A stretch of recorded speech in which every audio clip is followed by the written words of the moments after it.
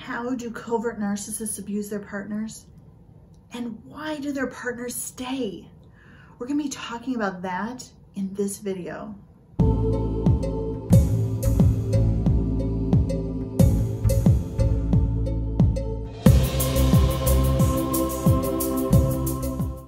Hey there, I'm Dr. Melissa, trauma expert and top doctor, and in this video and on this channel, I help you identify the narcissists in your life, identify the impact of the narcissistic abuse that you have experienced, and then turn that trauma into gold, becoming stronger and more powerful than you ever were before.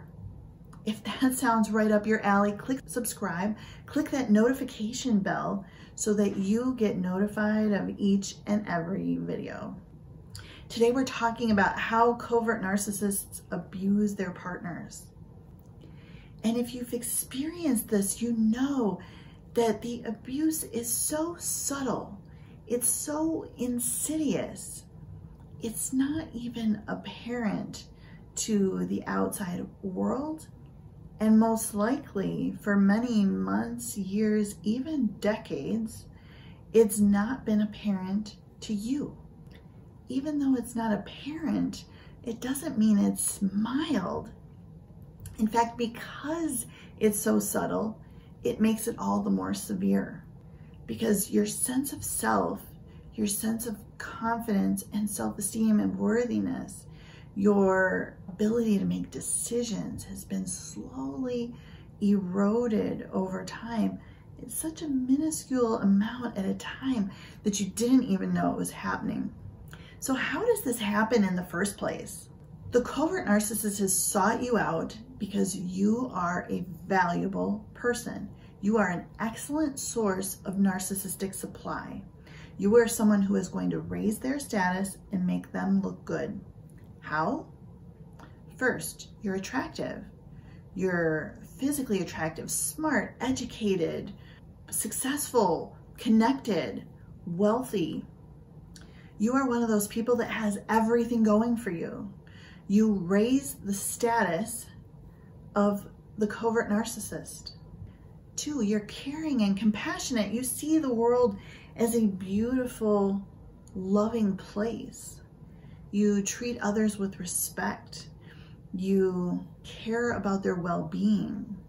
You listen to their needs. You see the good in everyone, and you assume that all other people do the same. Three, you're empathic.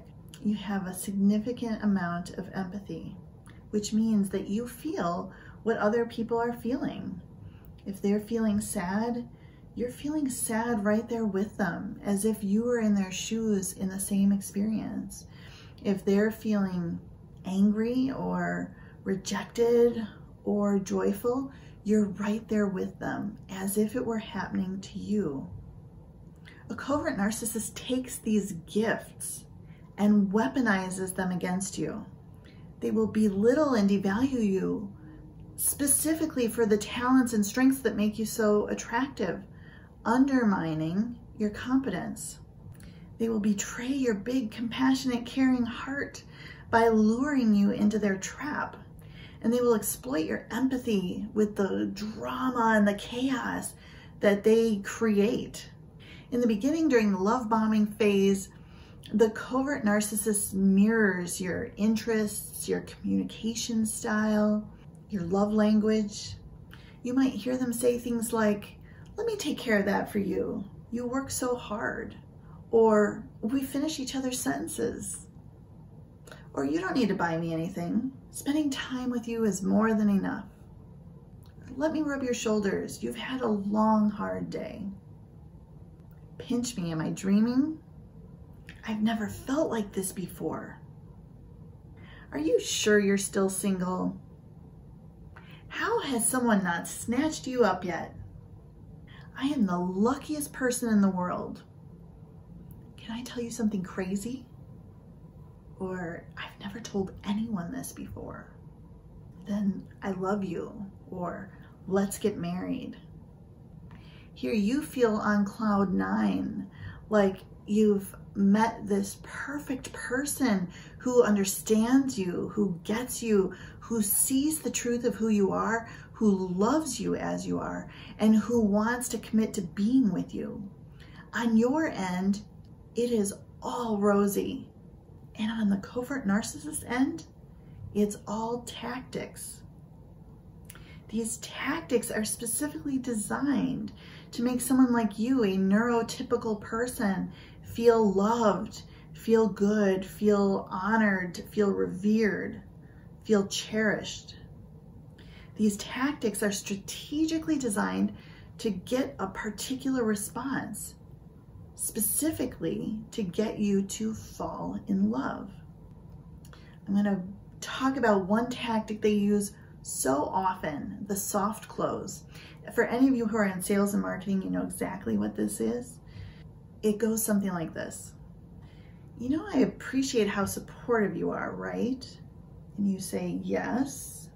Well, you know how I told you my family's having a big party? Yes. And you know how I mentioned my brother always tries to show me up? Yes. Well, I know we just started seeing each other, but would you go with me to this family party as my girlfriend or boyfriend? Yes. This is a masterful use of the soft close. This covert narcissist has gotten you to say yes to a series of rather innocuous questions that lead you up to saying yes to what it is they really wanted to ask you in the first place. Taking you to meet the family, so to speak, to show you off in your elevation of their status when maybe you've only been on 2 or 3 dates. Here's another tactic that they use. This one's called safe porting, and it goes something like this. Can I ask you a question? Yes. Is it okay if I kiss you? Yes. Both of those are examples of safe porting. The technique is primarily designed to get your attention. When someone says to you, can I ask you a question? They've now got your full attention if you say yes. Whereas if they just ask the question, you might be half listening, you may be paying attention to something else and you miss the first 3 words and you only get the tail end of the question, you might misinterpret the meaning, whatever. When they say, can I ask you a question? They've got your full attention. Just like if someone says, is it okay if I kiss you? They've got your full attention. Totally different than them just leaning in for a kiss. After you give them your full attention, then you give them your consent. You allowed them to lead you right into their trap. Now, neither soft closes nor safe porting are harmful when used by neurotypical people in normal circumstances. It can be a great way to get someone's attention before you want to ask them a question about, a sticky topic. Can I ask you a question? Is this a good time to talk?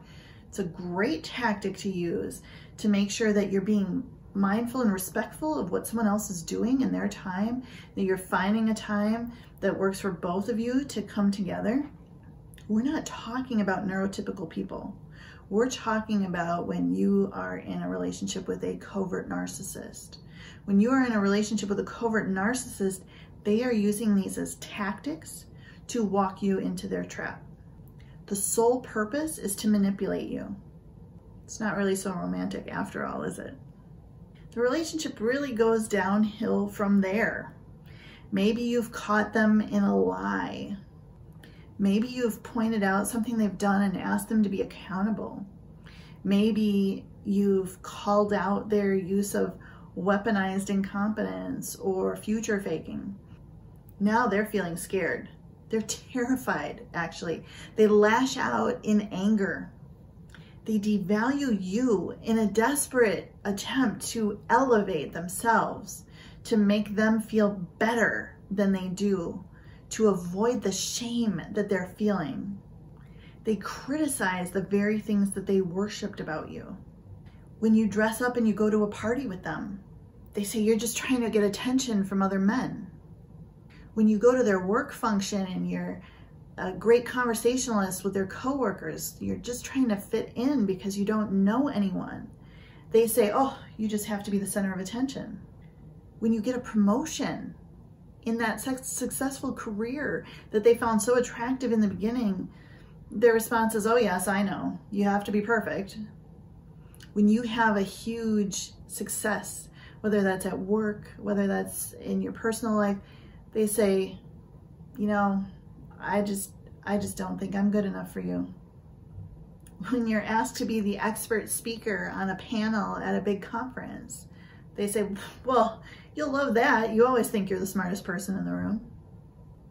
When you have a great parenting moment, one of those like warm your heart kind of parenting moments, and you're just feeling so proud of how you responded and how much you love your kids and how they were able to see that. And the covert narcissist responds, well, you did always love them more than me. Or when you get a raise and the covert narcissist responds, well, you'll probably leave me. You don't need me. So how do you respond in that situation? You respond like any covert narcissist victim responds. You defend yourself, right? You want to make sure that they know you're not flirting with other people. You're not trying to be the center of attention. You appreciate their contribution. You don't love the kids more than them. You don't care if they make less than you do, you know, whatever, that you don't care about being the smartest person in the room. You defend yourself and you lose, because defending yourself gives them massive amounts of narcissistic supply. It's part of the tactic. It's what they are going for. Over time, the covert narcissist abuse takes on the role of more mind games. They start really confusing your reality, gaslighting you. This foundation was laid at the beginning of your relationship, but it can lie dormant or unnoticed for years or even decades. They start to say things like, no, that dress just isn't very flattering on you. Or Tom is jealous of you at work. Or Susan came and rubbed my shoulders. She asked if our relationship is serious. Or my mom thinks you're lazy and selfish. Or you have a problem with commitment. Maybe it's you're too sensitive. Or I was just joking. Maybe that never happened. You must have had too much to drink. I think you dreamt that. I only want you to be happy. How many times have you heard something like that? You're thinking that person who you love, who's idolized you from the beginning, put you on a pedestal, must see something that you don't, right? You start wondering, what is wrong with me? What do they see that I don't? You think maybe they're right. Maybe I am too sensitive. Maybe I am remembering it wrong. But none of those things are true. Whether you believe what they say or whether you defend yourself, either way you lose. They get massive amounts of narcissistic supply. Now here's the real kicker. Sometimes they'll tell you, you know, maybe we should cut our losses and end the relationship. Let me tell you, they do not want to do that. They have groomed you as narcissistic supply for all of this time. They have groomed all of their flying monkeys. They are lazy. They do not want to redo all of that work. They do not want the relationship to end. They want you to think that they want the relationship to end. Why? So that you make yourself a better source of narcissistic supply. They're counting on the fact that you're not going to walk away. Your trauma bond is too strong. And each time they threaten to end the relationship and you beg them to stay, that trauma bond gets stronger. It also devalues you further, which gives them even more narcissistic supply. So what do? You fight for the relationship that's killing you. You beg them to stay. You vow to work on whatever their problem is with you. You walk on eggshells. You give away all sense of yourself. Or you finally think, this is enough. I've had it. I see clearly what's going on here. It's time to go. And then you'll hear, oh, you wouldn't really leave me over that. Or I knew there was someone else, even when there's not. Or I was never good enough for you. No one will be able to make you happy. Somehow you have the strength to separate, to get free. You finally think you've made it. And then you realize you were so wrong. The covert narcissist has groomed hundreds, if not thousands, of flying monkeys through your entire relationship. These flying monkeys were groomed to stand by them, to make you think you're crazy, to smear your name to the rest of the world, to testify against you. That is how a covert narcissist abuses you. If you're ready to put an end to that abuse, if you're ready to say no more, type no more in the comments. Click subscribe, forward this video to someone who needs this message. Whether it's someone who's going through this themselves or someone you want to understand what you've been going through.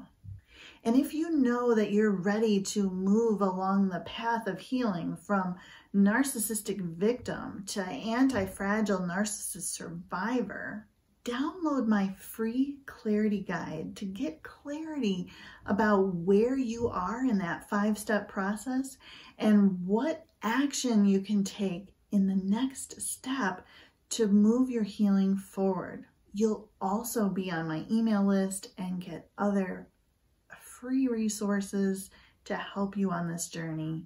That is at narclesslife.com. I am Dr. Melissa, and I will see you in the next video.